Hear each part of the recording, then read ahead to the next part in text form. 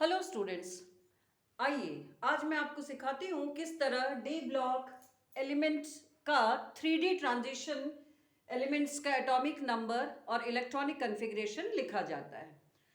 तो इनका atomic number और सिंबल्स याद करने के लिए एक छोटा सा ट्रिक है, एक छोटी सी स्टोरी है। वो स्टोरी ऐसा है कि एक साइंस टीचर था and this teacher was robotic science teacher. अब इनकी क्वालिटीज देखते हैं।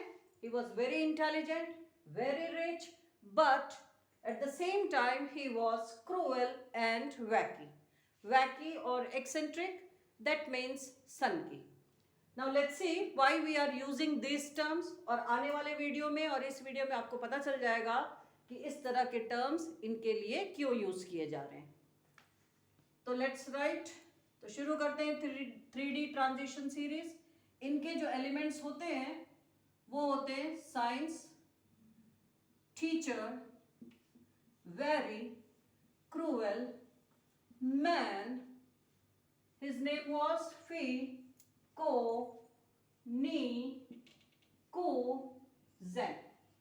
Now let's see the scientific name or chemical name of these elements: Sc scandium, titanium, vanadium, chromium, manganese, iron, cobalt, nickel, copper and zinc. Now let's write the atomic number. Atomic numbers याद करने के लिए भी एक छोटा सा trick है. He joined services at the age of 21. His cruelty grew to maximum at the age of 25, and finally he was expelled out of the school at the age of 30. Why we are saying this? Now you see, in 3D transition series filling of d orbitals takes place. इनका configuration कैसे लिखना है? 21 से छोटा inert gas सोचिए. छोटा inert gas is argon. Atomic number of argon is 18 and 4s2, क्योंकि s block के बाद ही हमारा d ब्लॉक स्टार्ट होता है. So argon 18 fully filled orbitals 4s2 और 3d1. यहां ध्यान दीजिएगा, d ऑर्बिटल्स का भरना शुरू हो जाता है. तो टाइटेनियम नेक्स्ट एलिमेंट का आएगा. फिर से argon 18 4s2 3d2.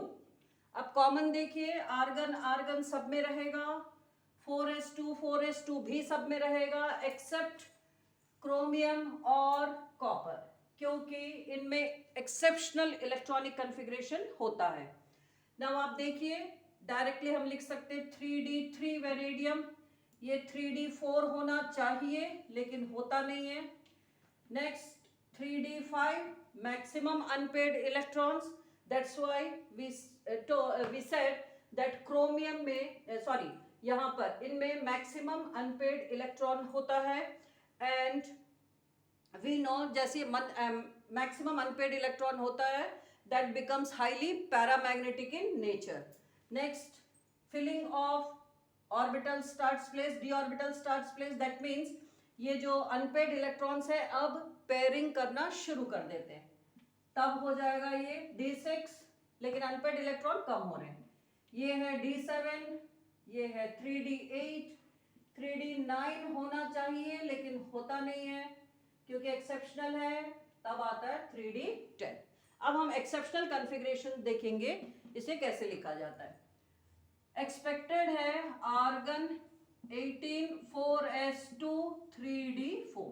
18 plus 2 20, 20 plus 4 24.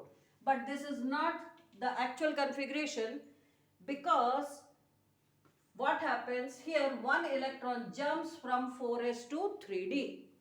Just to attain stability, one of the electrons from 4s1 jump कर जाता है d में. क्यों जंपिंग होती है? इसके दो रीजन है. पहला, energy difference, energy level difference between s orbital and d orbital is very less. Next है, अगर d के पास एग्जैक्टली हाफ फील्ड आ जाए unpaired electron, so half field orbitals are stable. Every atom has a tendency to attain stability. इसलिए stability attain करने के लिए वो एग्जैक्टली हाफ फील्ड ऑर्बिटल्स लेता है. That means electrons are exactly half filled in the orbitals. Now D10 इसमें D9 में देखते हैं क्या होता है. इसमें भी आर्गन है 18 4s2 3d9. ये है एक्सपेक्टेड, लेकिन एक्चुअली इसका कन्फिग्रेशन ये नहीं है. इसमें भी एक इलेक्ट्रॉन 4s से जंप होकर 3d9 में चला गया. अब इसका कन्फिग्रेशन बनता है आर्गन 18 4s1 3d10. अब जैसे ही d ऑर्बिटल में 10 इलेक्ट्रॉन्स आ गए, d orbitals gets fully filled और एटम में स्टेबिलिटी आ जाती है. So I think students this topic is clear to you. In the next topic we are going to discuss 4D transition series.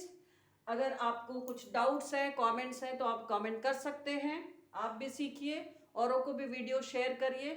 Let everyone learn the topic. Thank you so much.